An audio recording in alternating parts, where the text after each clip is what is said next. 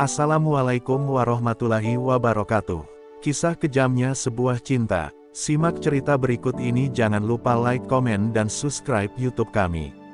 Senja perlahan menelan cahaya, namun Liana masih duduk di bawah pohon angsana tempat mereka biasa bertemu. Tangannya menggenggam ponsel yang tak kunjung berdering. Sudah 2 jam ia menunggu, sama seperti minggu-minggu sebelumnya, dengan harapan yang perlahan terkikis. Hatinya menolak percaya, bahwa lelaki yang dulu bersumpah akan selalu datang kini bahkan lupa bahwa ia masih di sini, menanti, seperti gadis bodoh yang tak tahu kapan harus berhenti. Angin membawa aroma kenangan yang menusuk. Di tempat ini, Arya pernah berjanji takkan pernah meninggalkannya. Dengan suara lembut dan tatapan penuh cinta, ia berjanji akan menikahinya setelah lulus kuliah. Tapi sejak keberangkatan Arya ke kota untuk pekerjaan baru, segalanya berubah. Pesan Liana sering diabaikan, panggilan tak diangkat, dan alasan yang diberikan terdengar makin tak masuk akal. Namun, ia tetap bertahan, karena cinta seringkali menutup mata dari kenyataan. Liana bukan tak tahu, ia sudah mendengar kabar dari teman-temannya bahwa Arya kini sering terlihat bersama gadis lain, lebih cantik, lebih kaya, dan tentu lebih segar daripada dirinya yang setiap hari bergelut dengan harapan kosong. Tapi hati Liana menolak untuk mempercayai semua itu. Ia terus meyakinkan diri, bahwa mungkin Arya hanya sibuk, bahwa mungkin semuanya hanya kesalahpahaman. Padahal, jauh di lubuk hatinya, ia tahu, ia sedang mencintai seseorang yang perlahan membunuhnya dari dalam. Langit mulai gelap, embun tipis turun, namun Liana tak bergeming. Tangisnya nyaris tak bersuara, hanya gemetar halus di bahunya yang kecil. Di dalam hatinya, ia bertanya, apa aku terlalu lemah? Apa aku terlalu mencintainya hingga lupa mencintai diriku sendiri?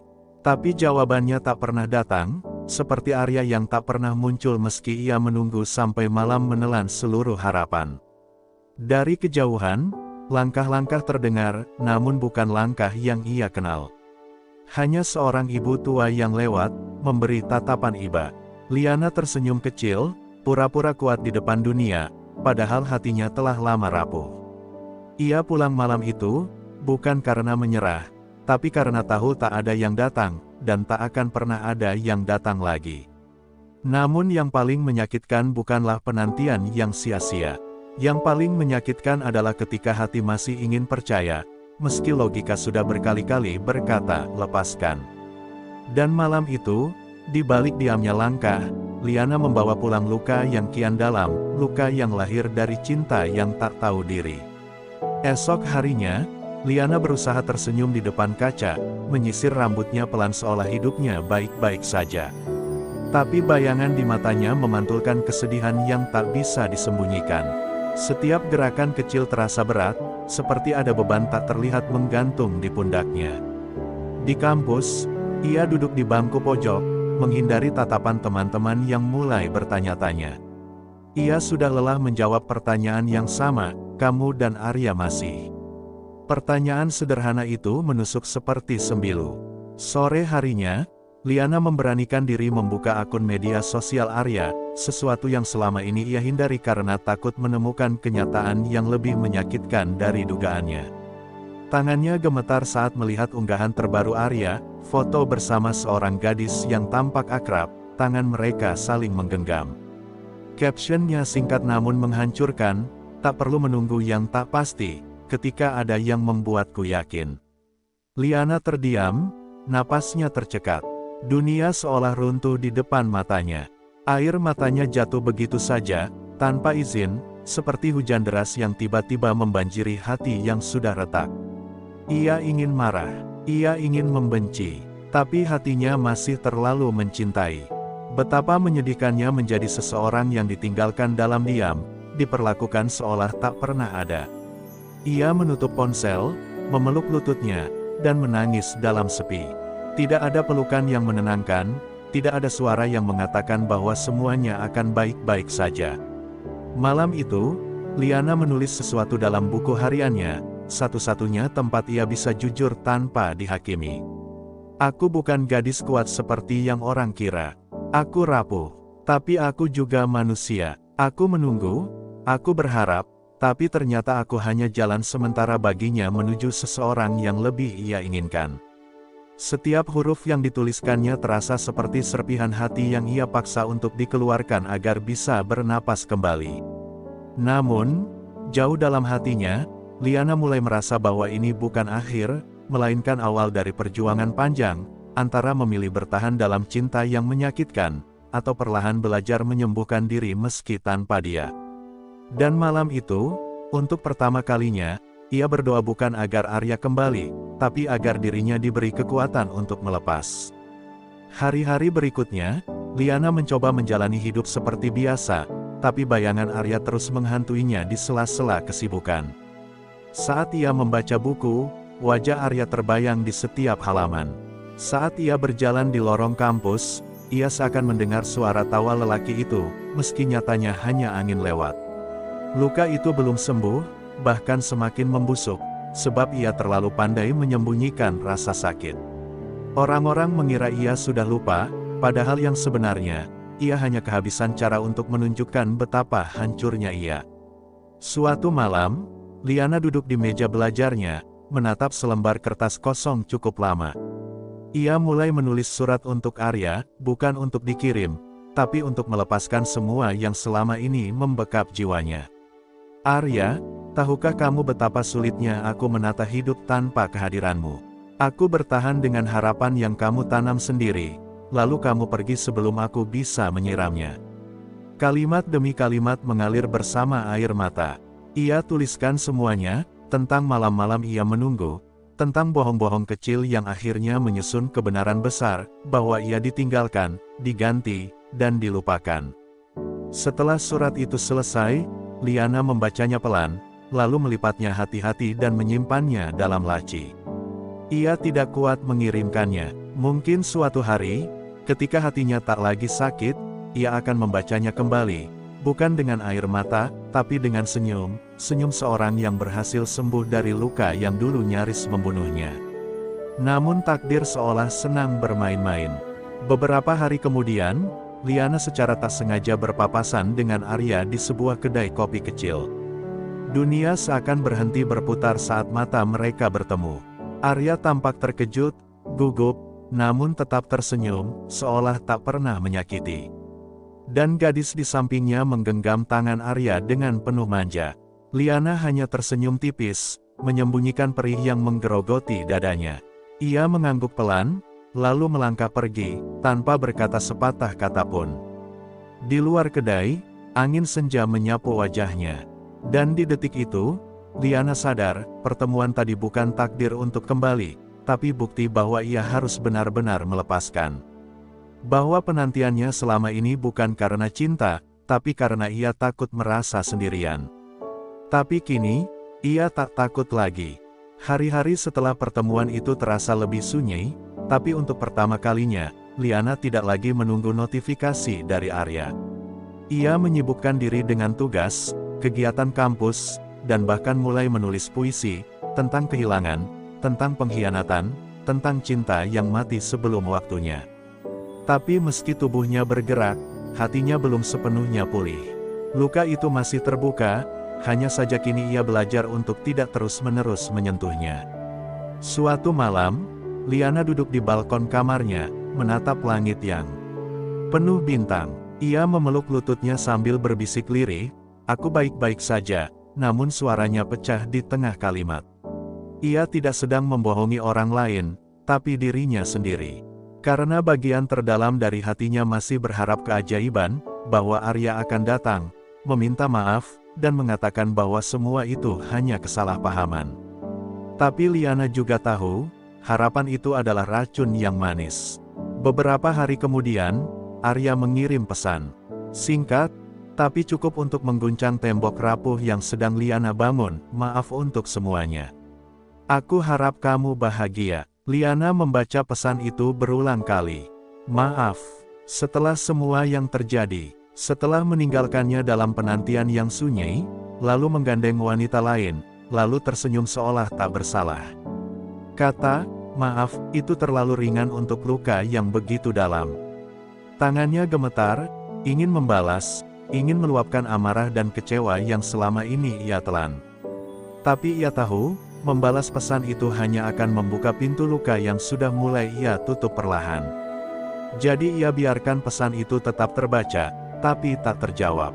Ia memilih diam, bukan karena kalah, tapi karena sadar bahwa kadang, tidak membalas adalah cara paling bermartabat untuk menyudahi sesuatu yang menyakitkan. Dan malam itu, untuk pertama kalinya, Liana menangis bukan karena ingin Arya kembali, tapi karena ia sadar bahwa ia benar-benar sedang berjuang untuk sembuh. Bahwa melepaskan bukan berarti kalah. Bahwa mengakhiri penantian bukan akhir dari cinta, melainkan awal dari mencintai diri sendiri. Beberapa bulan berlalu sejak pesan terakhir dari Arya, dan Liana kini tampak lebih tenang. Bukan karena lukanya telah sembuh, tapi karena ia berhasil hidup berdampingan dengan luka itu tanpa lagi menangis setiap malam. Ia belajar bahwa beberapa rasa sakit tak perlu dilawan, cukup dipeluk dan dijadikan teman. Namun sesekali, rasa perih itu datang kembali, seperti bayangan yang tak pernah benar-benar pergi. Hanya saja kini, Liana tak lagi terseret ke dalam jurang yang sama. Suatu hari, saat berjalan sendirian di taman tempat ia dan Arya dulu sering duduk berdua, Liana melihat sepasang kekasih tertawa bersama. Senyuman itu menyayat hatinya, tapi juga menyadarkannya, bahwa ia pernah berada di titik itu, dan itu bukan salahnya jika orang yang bersamanya tak tahu cara menjaga. Liana menatap langit sambil berbisik, "Aku pernah mencintai dengan seluruh jiwaku, tapi dia memilih untuk pergi. Dan itu bukan salahku." Di detik itu, ia merasa sesuatu dalam dirinya mulai lepas, bukan kenangan, tapi keterikatannya pada kenangan itu. Malam harinya, Liana duduk sendiri di kamarnya, membuka kembali surat yang pernah ia tulis untuk Arya. Kali ini, ia membacanya tanpa air mata. Ia hanya tersenyum kecil, lalu membakarnya pelan di atas lilin aromaterapi. Kertas itu melengkung, hitam, lalu menjadi abu. Seperti harapan-harapan yang dulu ia simpan dalam diam. Ia tak ingin surat itu menjadi pengingat masa lalu. Ia ingin menjadikannya simbol, bahwa penantian itu telah berakhir. Beberapa minggu kemudian, Liana menerima undangan pernikahan Arya. Ia menatap nama mempelai wanita yang dulu menggandeng tangan Arya di kedai kopi. Tidak ada kemarahan lagi di dadanya. Tidak ada getir, hanya rasa sunyi yang perlahan berubah menjadi lega. Ia bahkan tersenyum, karena akhirnya benar-benar yakin, bukan dia yang kalah, tapi dia yang selamat dari cinta yang salah. Dan malam itu, Liana duduk di depan cermin, memandang dirinya sendiri dengan pandangan yang belum pernah ia miliki sebelumnya. Penuh kekuatan, penuh harga diri. Bukan lagi gadis yang menunggu di bawah pohon angsana dengan air mata, tapi perempuan yang bangkit dari luka terdalamnya. Ia tahu, ini bukan akhir cerita cintanya, ini adalah awal dari kisah baru, kisah di mana ia tak lagi menjadi korban dari cinta yang kejam, melainkan pahlawan untuk hatinya sendiri. Liana tak pernah menyangka bahwa perasaan lega bisa datang dari sebuah perpisahan yang menyakitkan. Selama ini ia mengira cinta adalah tentang bertahan sekuat mungkin, sekuat hatinya menahan luka. Tapi sekarang ia paham, mencintai bukan berarti menyakiti diri sendiri untuk seseorang yang bahkan tak pernah berbalik menoleh. Malam-malamnya kini lebih tenang, bukan karena tak rindu, tapi karena ia sudah bisa menerima kenyataan bahwa tidak semua yang kita cintai ditakdirkan untuk tinggal. Suatu malam, ia diundang oleh sahabatnya untuk menghadiri seminar motivasi tentang penyembuhan luka batin. Awalnya ia ragu, tapi saat mendengar seorang pembicara berkata, "Kadang kita harus kehilangan seseorang untuk bisa menemukan diri kita yang sebenarnya." Air mata Liana mengalir tanpa bisa dicegah. Kalimat itu seperti kunci terakhir yang membuka pintu kebebasannya. Ia bukan lagi gadis yang memohon dicintai, tapi wanita yang sedang belajar mencintai dirinya sendiri dengan utuh. Sepulang dari acara itu, Liana berjalan kaki melewati jembatan tempat dulu Arya pernah menyatakan cinta. Tapi kali ini, ia tidak lagi membeku oleh kenangan. Ia berhenti sejenak, menatap air yang mengalir di bawahnya, lalu tersenyum kecil sambil berbisik, terima kasih karena telah menyakitiku cukup dalam hingga aku bisa tumbuh setinggi ini. Itu bukan kutukan, bukan dendam. Hanya sebuah pamit dalam damai, yang selama ini ia butuhkan untuk benar-benar pergi dari masa lalu. Beberapa bulan kemudian, hidup Liana berubah. Ia menulis buku berjudul, Penantian yang Tidak Pernah Salah, Tapi Harus Berhenti, sebuah kumpulan kisah tentang melepaskan dan mencintai diri. Bukunya viral, banyak perempuan menulis padanya, menangis, merasa terselamatkan. Liana tak menyangka, luka yang dulu ia sembunyikan kini justru menyembuhkan banyak hati. Dan di sana, ia menemukan makna paling dalam dari penderitaannya, bahwa setiap air mata yang jatuh, tidak pernah sia-sia. Di akhir bab perjalanan itu, Liana duduk di sebuah kafe kecil, menatap langit jingga yang hangat. Bukan lagi untuk menunggu seseorang datang, tapi untuk menikmati hidup yang ia miliki saat ini. Ia memegang secangkir kopi dan menutup matanya sejenak, menikmati damai yang dulu tak pernah ia rasakan. Karena kini, akhirnya penantian panjang itu telah menemukan tujuan, bukan untuk kembali, tapi untuk pulang, kepada dirinya sendiri. Beberapa minggu setelah bukunya menjadi bahan pembicaraan di mana-mana, Liana mulai menerima undangan sebagai pembicara. Ia masih merasa aneh berdiri di hadapan ratusan mata yang menatapnya dengan kekaguman, padahal ia hanya merasa sebagai seseorang yang pernah hancur. Tapi ketika ia menceritakan kisahnya, dari menunggu di bawah pohon angsana hingga membakar surat yang tak pernah terkirim, suara-suara isak di ruangan membuatnya sadar, ia tak sendiri dalam luka. Dan itu cukup membuat hatinya hangat. Di antara banyak pesan yang masuk setiap hari, ada satu pesan yang membuatnya terdiam lama. Dari Arya, kali ini bukan sekadar permintaan maaf. Arya menulis panjang, bercerita tentang penyesalan, tentang pernikahan yang ternyata tak seindah yang ia bayangkan. Katanya, aku terlalu cepat memilih dan terlalu lambat menyadari bahwa yang paling tulus sudah kulepaskan. Tapi Liana tidak membalas, bukan karena dendam, tapi karena ia tak ingin kembali ke tempat di mana dirinya dulu hilang.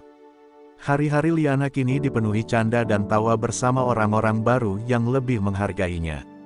Ia bahkan mulai membuka hati perlahan, bukan karena ingin menggantikan seseorang, tapi karena ia tahu hatinya pantas untuk dicintai dengan benar. Dan meski bayangan Arya kadang masih muncul di sela-sela kenangan, ia tak lagi sesak mengingatnya. Yang dulu pahit kini tinggal pelajaran, dan pelajaran itu menjadi pelita dalam perjalanan barunya. Pada suatu pagi, ia menatap pantulan dirinya di kaca, senyum yang dulu terasa dipaksakan kini hadir dengan tulus. Ia meraih buku hariannya dan menulis, "Aku tak menyesal pernah mencintainya, karena dari luka itu aku belajar cara mencintai diriku sendiri. Tapi aku juga tak akan kembali, karena penantianku sudah selesai." Ia menutup buku itu dengan damai, seolah menutup bab terakhir dari kisah yang pernah meremukkan jiwanya. Dan di saat itulah, Liana tahu, cinta yang paling sejati bukan tentang siapa yang datang pertama, tapi siapa yang tetap tinggal saat semuanya runtuh. Kini, ia tak lagi mencari cinta seperti dulu. Ia hanya menunggu, jika Tuhan berkenan mengirimkan seseorang, bukan untuk disembah, tapi untuk berjalan bersama, di sampingnya, bukan di depan atau di belakang. Hari itu, Liana kembali ke kota kecil tempat ia dulu bertumbuh, tempat kenangan dan luka bersarang diam-diam.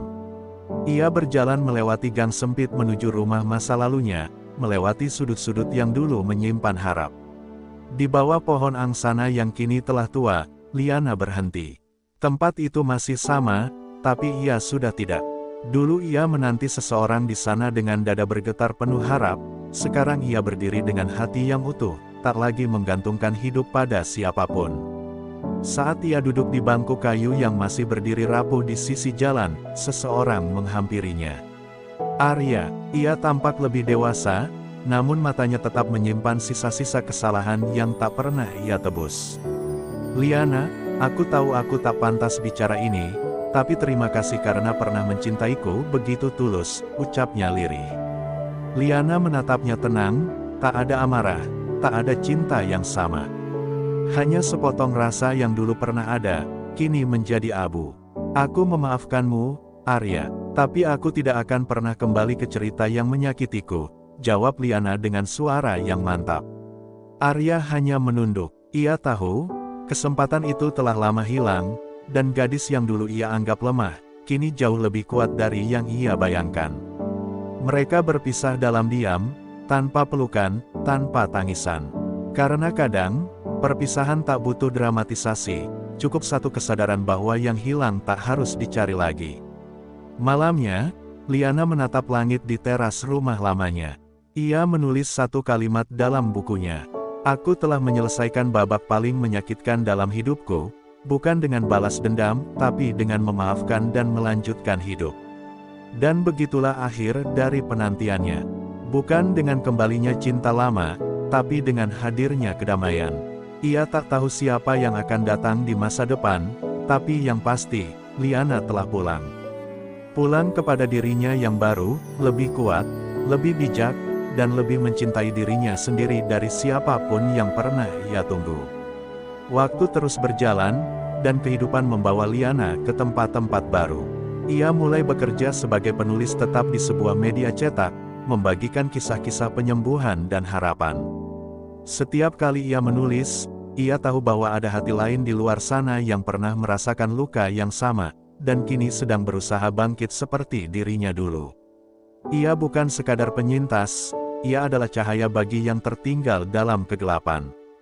Liana tak pernah lagi menoleh ke belakang dengan tangis. Kini, jika ia mengingat Arya, ia hanya mengangguk pelan, sebagai tanda bahwa kisah itu telah selesai, dan ia tidak menyesalinya. Semua rasa sakit yang pernah membuatnya nyaris hancur, justru menjadi fondasi paling kokoh dalam hidupnya. Dari sana, ia membangun diri yang baru, bukan dari cinta yang diberi orang lain, tapi dari cinta yang ia tanam sendiri. Suatu hari, seorang pria datang dalam hidupnya. Bukan dengan janji manis atau gombalan murahan, tapi dengan kehadiran yang konsisten dan perhatian yang hangat. Liana sempat takut, sempat ragu, tapi kali ini ia tahu, hatinya tak lagi rapuh. Ia tidak lagi mencintai karena takut kehilangan. Ia mencintai karena ia ingin, bukan karena ia butuh diselamatkan. Ya Allah, limpahkanlah kekuatan dan ketenangan bagi setiap hati yang sedang menunggu, yang sedang sembuh, dan yang sedang mencoba bangkit dari luka.